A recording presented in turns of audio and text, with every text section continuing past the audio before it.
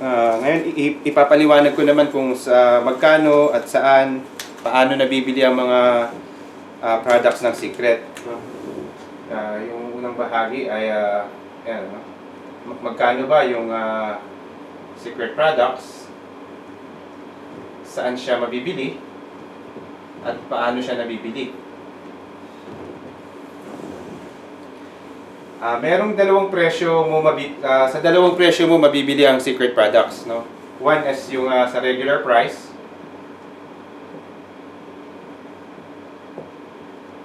At two, yung super discounted na price, no?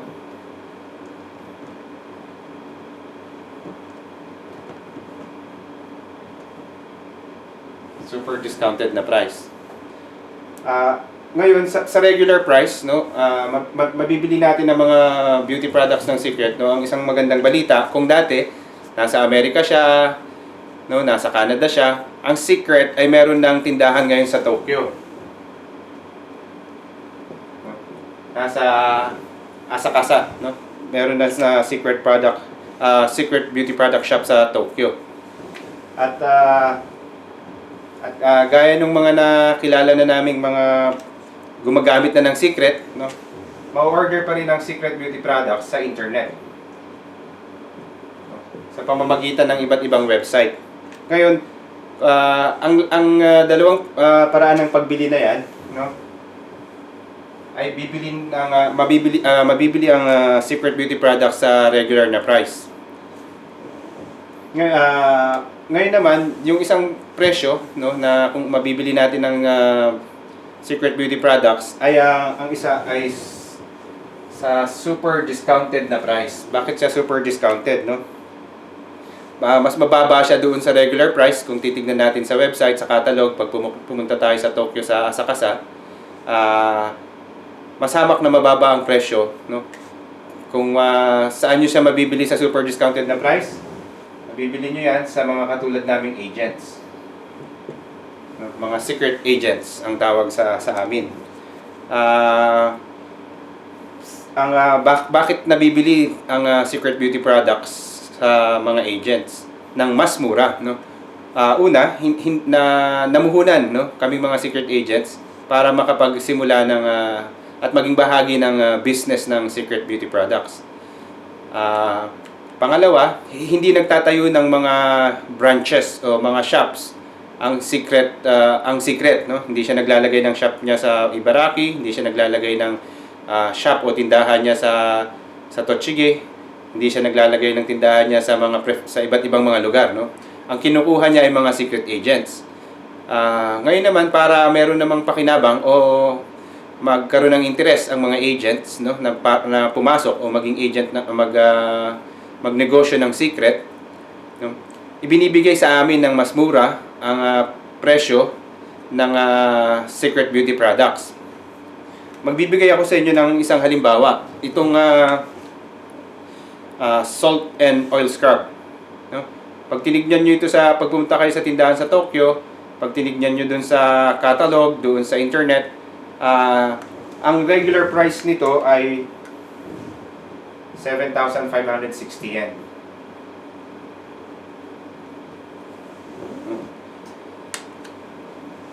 Ngayon, kung sa aming mga agents, no, ipapakita ko sa inyo yung totoong presyo kung magkano namin kinukuha o binibili ang salt and oil scrub.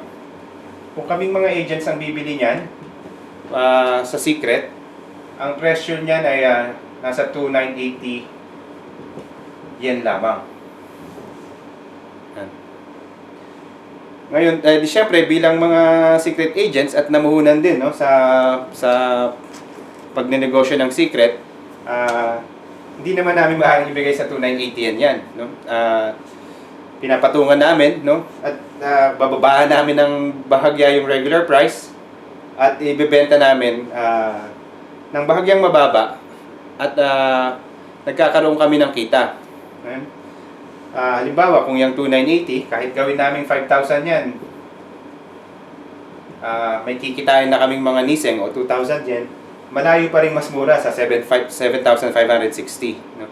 At sa agent lang, ang mga agent lang ang makakapag-alok ng ganyang presyo. Dahil na nga, gaya nung ipinaliwanag ko sa inyo kanina. Ngayon, kung ayaw nyo naman na matubuan pa kayo ng mga agents, no? Gusto nyo bumili rin sa presyong binibili ng mga agents ang mga secret beauty products, ang isang maaari nyong gawin, at katulad namin, no? Papasukin ko yung pangalawang bahagi ng i-discuss ko sa inyo.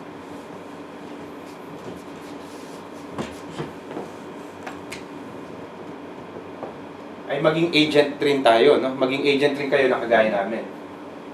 Mamuhunan tayo ng kaunti, maging agent.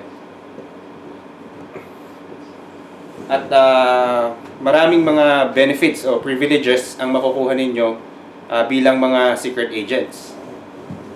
Ang una, siyempre ito, kung kayo ay isang secret agent na, hanggat gusto nyong gamitin yung secret beauty products, no? Mabibili nyo yung lahat ng secret beauty products sa halos, no? Sa napakababang halaga, no? 50% hanggang 60% na discount, no? Doon namin binibili sa presyong mababa ang mga secret beauty products. Ngayon, kung kayo ay agent, magiging privilege nyo na rin yan na bilhin yung mga lahat ng produktong gusto nyong bilhin, gusto nyong gamitin sa 50 to 60% discount. Gaya nung ipinakita ko sa inyo kanina, yung 7,560 yen, kung bibili nyo sa tindahan, kung bibili nyo sa internet, sa 2,980 yan namin binibili, no? Malayong mas mura doon sa regular price niya. Pangalawa, at dito maraming nagkaka-interest, no? Kung ikaw ay agent, ang pagiging agent ay pwedeng pagmulan ng kita o source of income.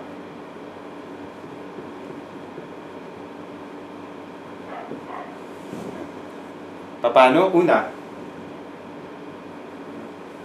magbenta tayo o yung sinasabi nating direct selling.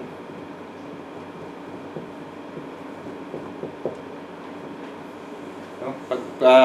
Pagkatapos ng mga demo natin, maraming mga individuals ang gustong bumili kaagad ng products natin, no? Pwede natin sila kaagad bentahan, no? Sa pamamagitan ng direct selling, kagaya ng binigay kong halimbawa kanina, yung 7,560 yan. Kapag pinakita natin yung catalog, pag tinignan nila yung website, pag pumunta sila sa shop sa Tokyo, yung 7,560 yan na salt and oil scrub, tapos ay binibili ng agent sa 2,980. Meron siyang diferensyang 4,580 yen. No? Kahit ibenta natin yan sa 6,000 yen, no? Meron pa rin tayong kitang 3,000 yen. No? Kahit ibenta nga natin yan sa 5,000 yen, meron pa rin tayong kitang 2,000 yen. No? Napakalaki nung differential mula doon sa regular price at doon sa agent price. Kaya yan yung isang pinagmumulan ng pinagkakakitaan ng mga secret agents na kagaya ko. No? Yan yung isa. Pangalawa,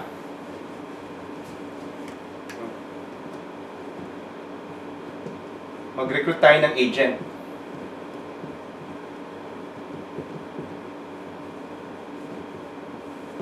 Pag nag-recruit tayo ng agent, no, kikita tayo ng hindi bababa sa 5,000 yen hanggang 3 lapad o 30,000 yen per tao, no? Basta meron tayong naimbitang agent, pumirma siya at gusto na rin niya maging agent, kikita ka ng pinakamababa mula 5,000 yen hanggang 30,000 yen, depende dun sa kung anong package yung kinuha at ano yung rank mo, no? Merong ranking kasi sa loob ng secret, no? Habang tumatagal ka, dumadami yung mga agents mo, dumadami yung mga binibiling produkto, tumataas din ang rank mo. Ngayon, kung ikaw ay magre-recruit ng agent, mula 5,000 yen hanggang 30,000 yen ang kikitain mo kada tao o kada agent na ipapasok mo sa secret. Yan yung pangalawang pinagmumulan ng kita. Pangatlo, sa secret, no, merong tinatawag na team commission.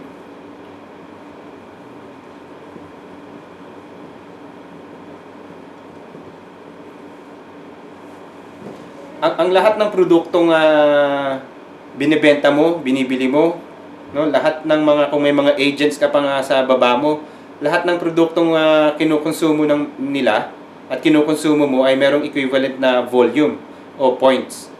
At ang mga points na ito ay nagiging pera, no? Sa bawat linggo ay kwenta ito, at kung meron ka ng sapat na volume o points, agad dinideposit yan sa mga bank account ng secret agents, no?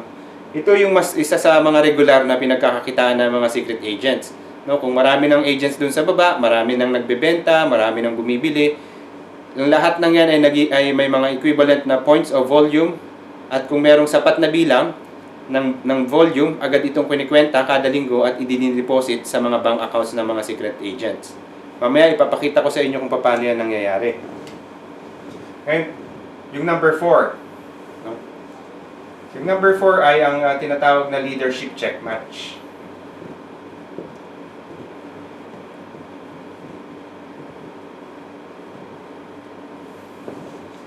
Gaya ng nabanggit ko kanina, merong mga ranking sa loob ng secret. No? Ang leadership check match ay nagsisimula kung ikaw ay isang bronze agent. Ang lahat ng mga agents, kapag sila ay nagsimula, sila ay mga star na secret agents. Star ang kanilang ranking. Kung kung ang kasunod nito, no? Kung maging isang active agent na siya, ibig sabihin nakapag-recruit siya ng dalawa, siya ay superstar na agent. At yung kasunod nito ay bronze. Kung ikaw ay isa ng bronze agent, sabihin meron ka ng mga sapat na bilang ng tao sa ilalim, no? Hindi naman masyadong marami yan. Halimbawa, ikaw ay isang bronze agent at meron kang ni-recruit, no? Na nilalagay mo sa ilalim mo. Kapag ang agent na ito ay nag-recruit din, at meron na silang sapat na volume at siya ay naging bronze, no? Siya rin ay naging bronze na, yung kita o komisyon ng agent na yon, no, ay sa 20% noon ay babayaran sa iyo ng secret. Hindi yun kukunin sa agent, no, babayaran sa iyo ng secret. Kung yung agent na yun ay kumita ng 5 lapad, no, doon sa loob ng isang buwan, yung isang lapad, kasi 20% ng 5 lapad, yung isang lapad ay sa'yo, no? Dahil siya lang ay na-promote. Ngayon, yung kasunod na ranking, kung aabot ka dun sa kasunod na ranking pagkatapos ng bronze, hindi na lang yung una mong, yung recruit mo. Yung kasunod na ni-recruit mo, yung recruit ng recruit mo, o yung parang second generation, pag yun din ay naging bronze, 20%.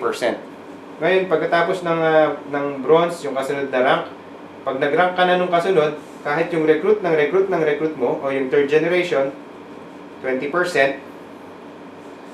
At kung umabot ka dun sa kasunod na rank, no, hanggang 4th generation, no, basta naging bronze, meron kang 20%. No? At hindi yun malayong mangyari, no? Sa kalagayang nagsisimula pa lang ang secret at dumadami ang tao, no? Mangyayari yung 20% na leadership commission o yung leadership check match. Ngayon yung panglima,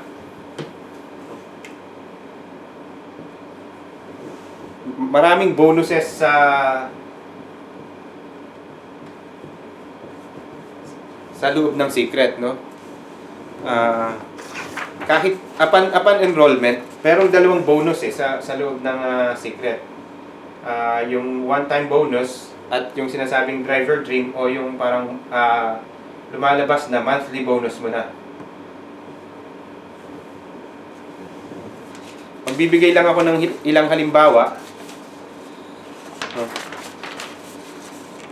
Kung kapag ikaw ay sumali at naging agent, no? Ikaw ay nagko-qualify agad bilang star. At kung ikaw ay star, no? Ito medyo maliit pa, no? nag-enroll ka lang as agent, may makukuha ka na kagad na 1,500 yen. Yung sa monthly, wala pa. Ngayon, kung ikaw ay naging superstar,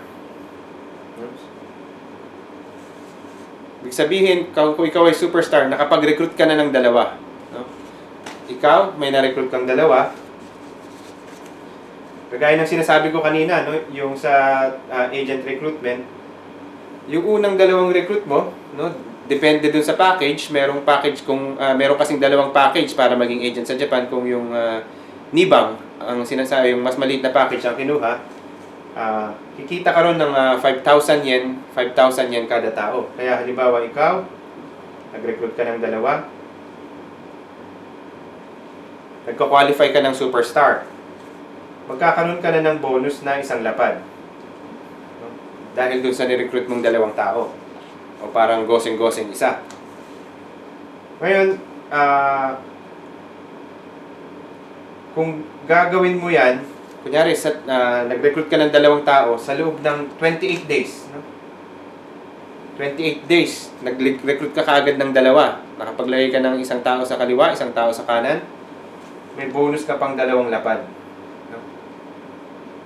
Kaya dalawang tao, isang lapad. Pag ginawa mo sa loob ng 28 days, may additional kang dalawang lapad. Meron kang 3 lapad bilang superstar.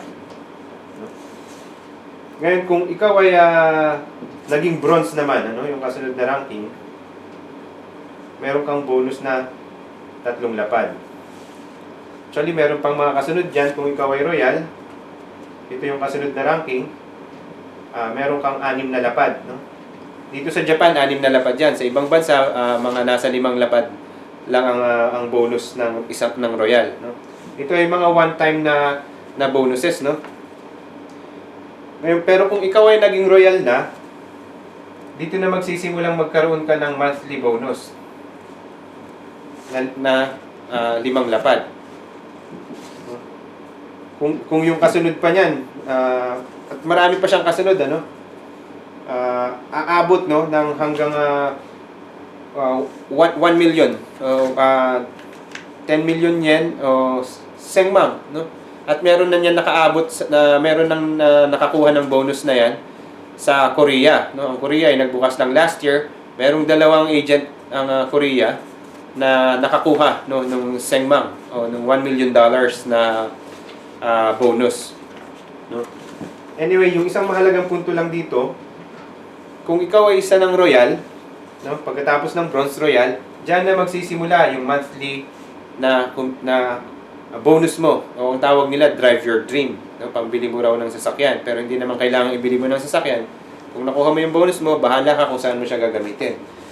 Kung royal ka, consistently buwan-buwan, o kukuha ka niyan kada buwan, no? 5 lapad, 5 lapad. Ngayon, pag pinagsama-sama mo yung 1, 2, 3, 4, 5, no? Imagine niyo yung pwedeng maaaring yung kita sa loob ng secret, no? Kung kayo ay mag-agent. Ngayon, meron iba pang special na bonuses, no?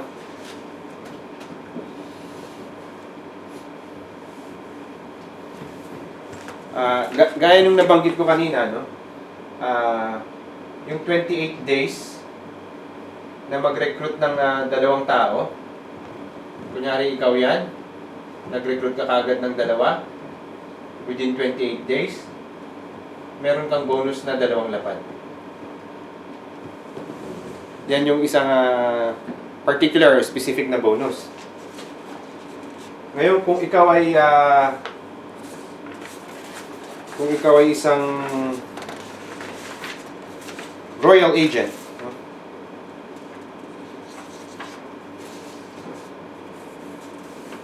Kung ikaw ay isang royal agent, yung pagkatapos ng bronze, no? Star, superstar, bronze, royal. Kung ikaw ay isang royal agent, lahat ng recruit mo, nagagawa nito within 28 days, meron kang 1 lapad. No? Kaya mahalaga nga nagra-rank up din sa loob ng secret. Yan yung dalawang particular na bonuses. Ayan, no? Yung pinagmumulan, no, ng kita, yung benepisyo, kanina yung binanggit ko, no? Pwede, una, pag nag-agent tayo, makakabili tayo ng agent ng lahat ng Secret Beauty products sa agent price. Pangalawa, pwede siyang source of income. Magbenta tayo, kikita tayo. Mag-recruit tayo ng agent, kikita tayo. Kikita rin tayo mula sa team commission, sa mga volumes o sa mga products. Basta tuloy-tuloy, no, na may mga bumibili. At nangyayari naman yun. Magkakaroon din tayo ng pera doon sa mga nabebenta. Yung leadership check match, kung tayo ay bronze, yung pangatlong ranking, may na-promote, kikita pa rin tayo, no? May 20% tayo. At yung iba't ibang bonuses sa loob ng secret, no?